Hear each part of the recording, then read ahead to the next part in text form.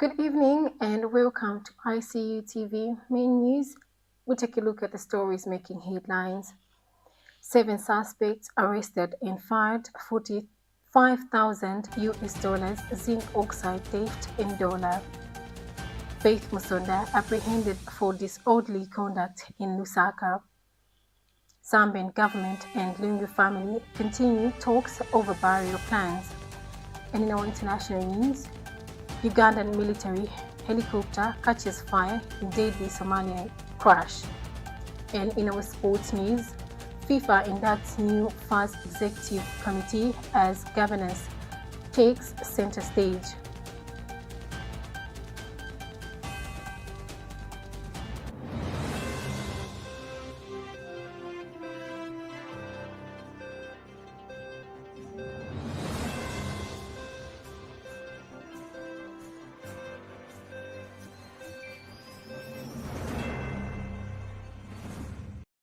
With the news details, my name is Ndola Mary. A major attempt theft involving zinc oxide valued at over $45,000 has been filed in Ndola, with 7 suspects, 4 Chinese nationals and 3 Zambian apprehended during the raid and currently in police custody. Police spokesperson Ray Hamonga confirms that the truck en route from the DRC to Singapore via the Dar es Salaam corridor was intercepted after deviation from its designated route. Mr. Ray Hamonga says GPS tracking led officers to Jasum Industry Company Yard where the cargo was being illegally offloaded. Mr. Ray Hamonga emphasizes the police's continued commitment to tracking transactional crimes that threaten national and regional economic security. The Zambian Police Service wishes to inform the public about the theft attempt which has been foiled by the Zambian Police Service involving $45,521,096 The said zinc was in transit from STL mine in Lubumbashi of the Democratic Republic of Congo via Dar es Salaam to Trafigura Asian Trading Pte. Limited based in Singapore.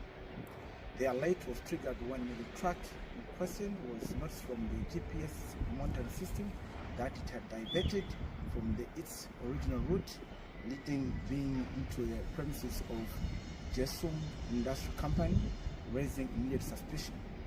Police promptly moved in and conducted a raid at the said location where we are here today in Ndola. And after the raid, we managed to apprehend 4 Chinese nationals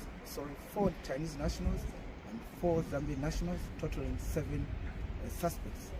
All the suspects are currently in custody and investigations are ongoing. We would like to issue a stern warning that the Zambia Police Service will continue to work tirelessly in collaboration with security partners and with and other stakeholders in the supply chain industry to combat transnational crimes such as this one.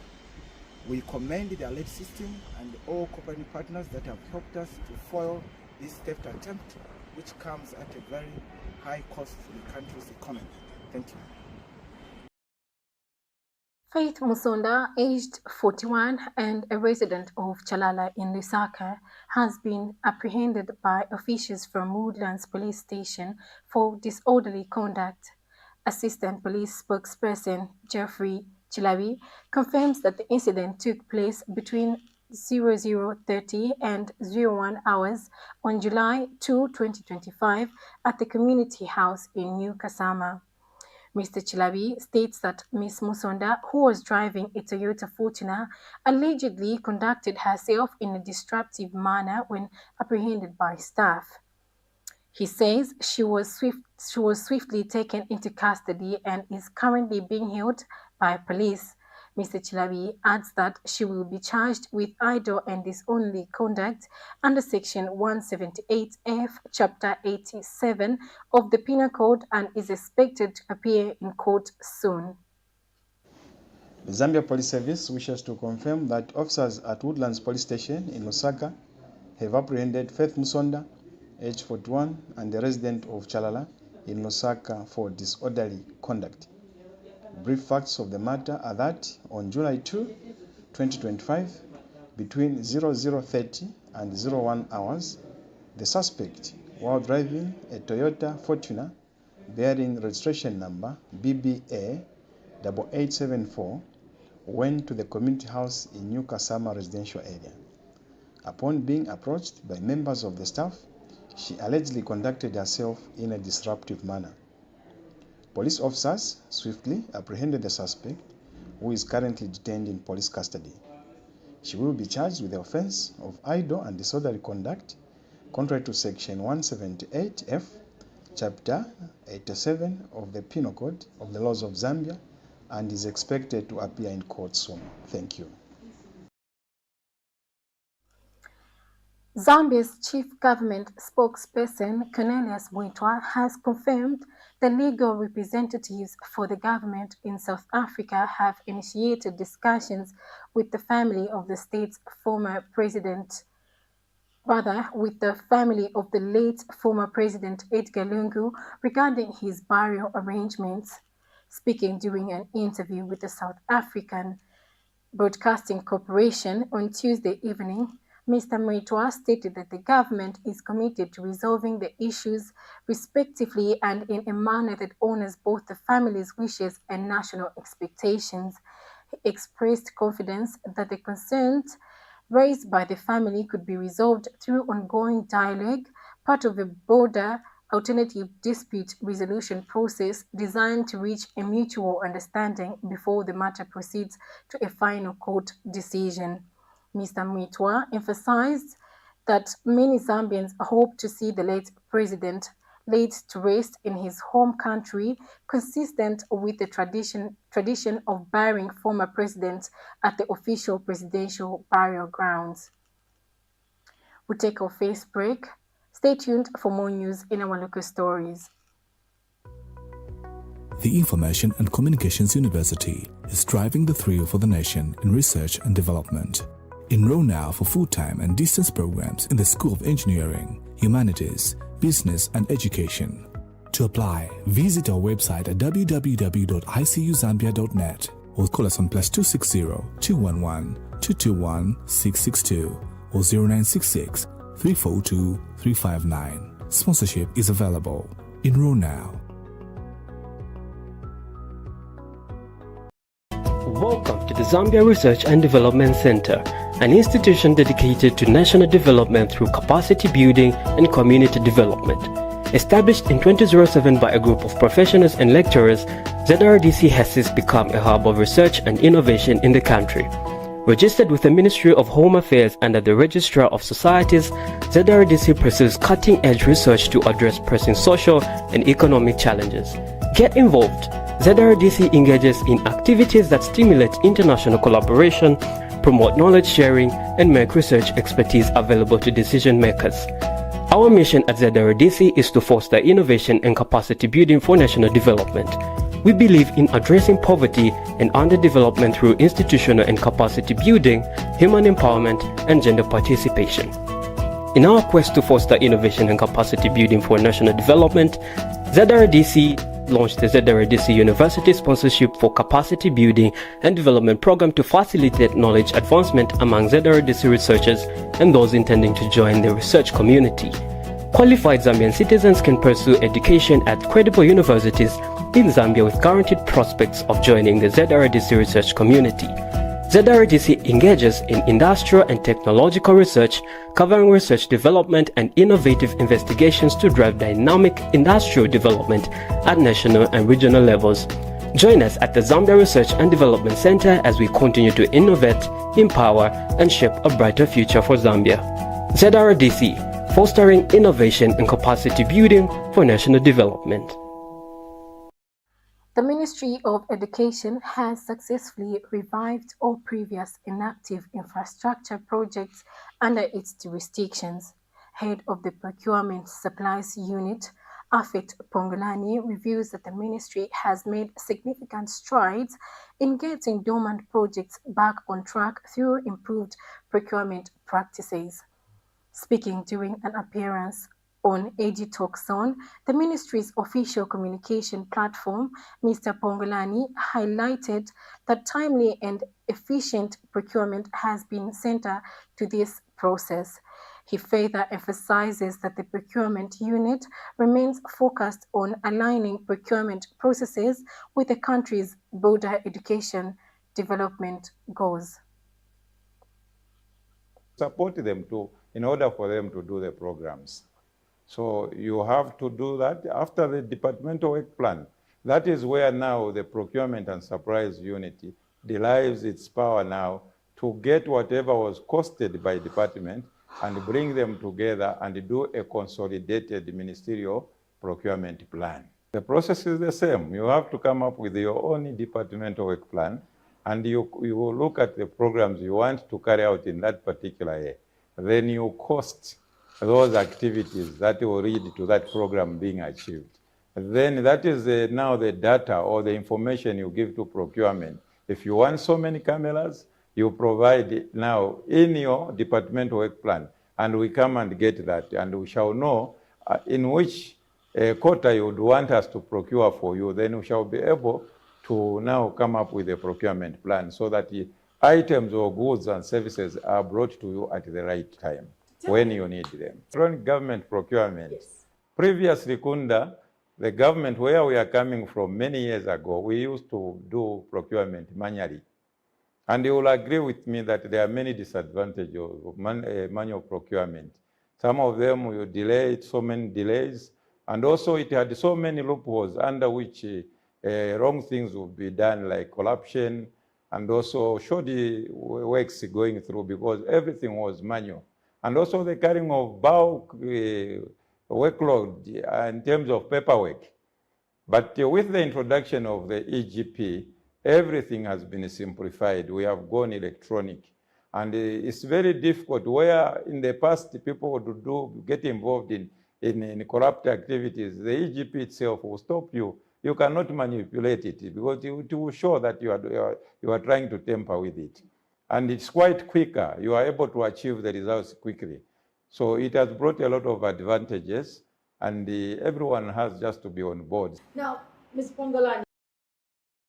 The Vice President of the Zambia Association of Musicians, Yahya Kaba, popularly known as KB, has encouraged artists to prioritize creativity over financial gain.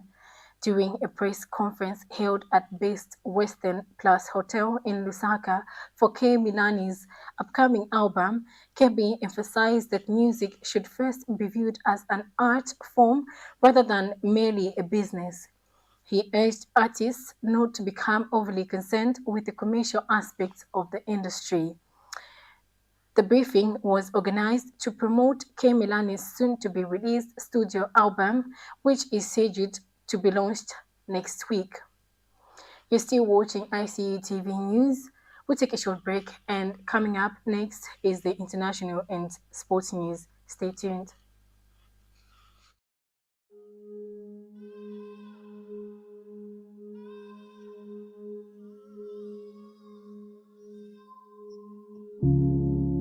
I've been waiting to hear from you. And I've been watching over you.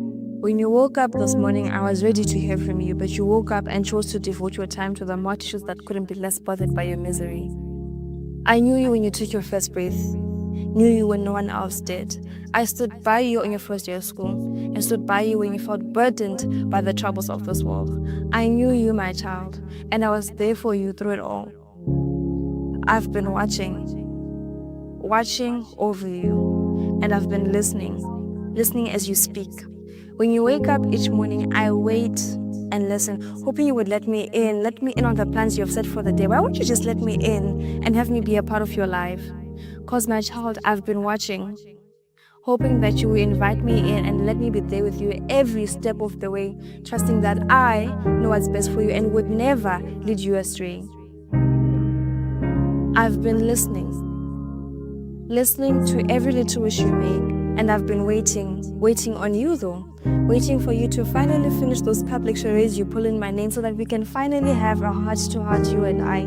Waiting for you to welcome me into that very heart you've already deemed irredeemable so that I may renew it. Waiting for you to finally listen to all the things I say to you on a daily basis, the pleas, the warning, the advice. My child, I am still waiting. Holding on to the fear of losing you, I wait and wait and wait, hoping that you'll be ready though before it is too late. Because my child, I've been listening to you make wishes about how you want to be rich by 24, married by 26, and crowned best of the best by 30, wondering how exactly you think you've got it down all on your own. I've been listening, waiting to hear the part where you finally mention my name.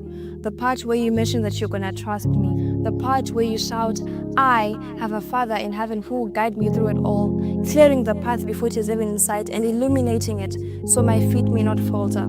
A Father who will not only show up, but show off with me. I am still waiting with the hope that you'll be ready before it is too late. Let me in so that we can finally have that heart-to-heart, you and I, waiting with the hope that you'll be ready before it is too late. But I'm still waiting. Welcome back, and in our international news, a Ugandan military helicopter crashed and caught fire at the main international airport in Somalia's capital, Mogadishu, killing 5 people on board.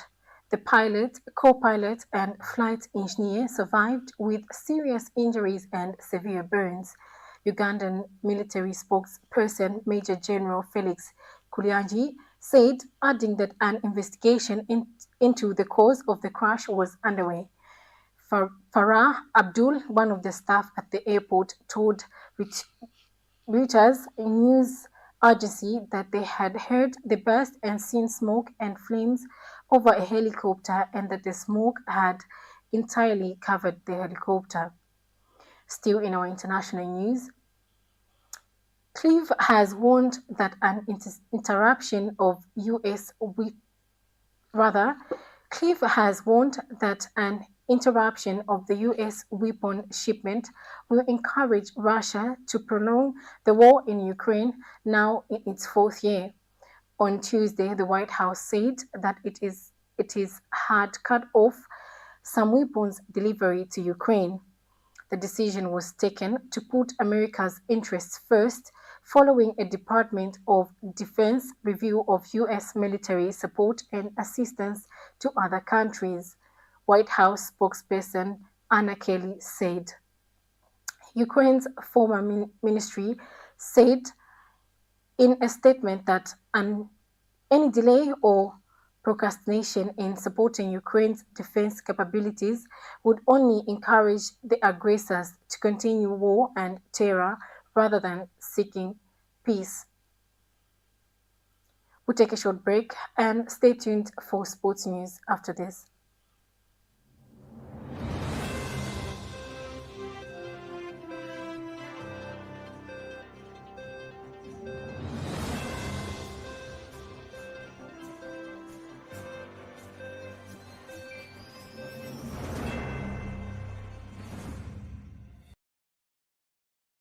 Welcome back, and in our sports news, FIFA has officially inducted the newly elected Football Association of Zambia FAZ Executive Committee, with Regional Development Manager David Fanning commending the leadership's commitment to good corporate governance.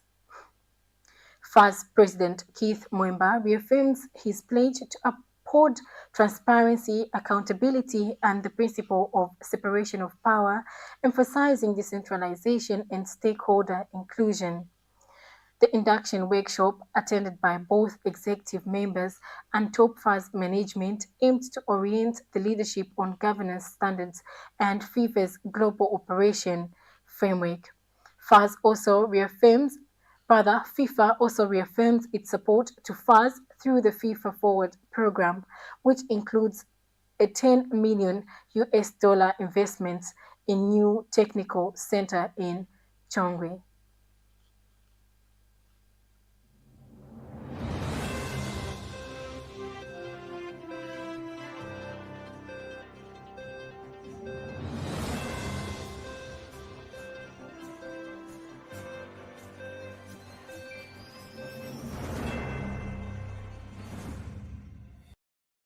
That sport item brings us to the end of the news.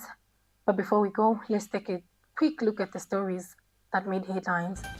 7 suspects arrested in fraud, $45,000 zinc oxide theft in Ndola. Faith Musonda apprehended for disorderly conduct in Lusaka. Zambia government and Lungu family continue talks over burial plans. In international news, Ugandan military helicopter catches fire in deadly Somalia crash. And in our sports stories, FIFA inducts new FAZ executive committee as governance takes center stage. Thank you so much for watching. For more news updates, stay glued to our Facebook page at Icu Tv and our website at icutv.zm.com.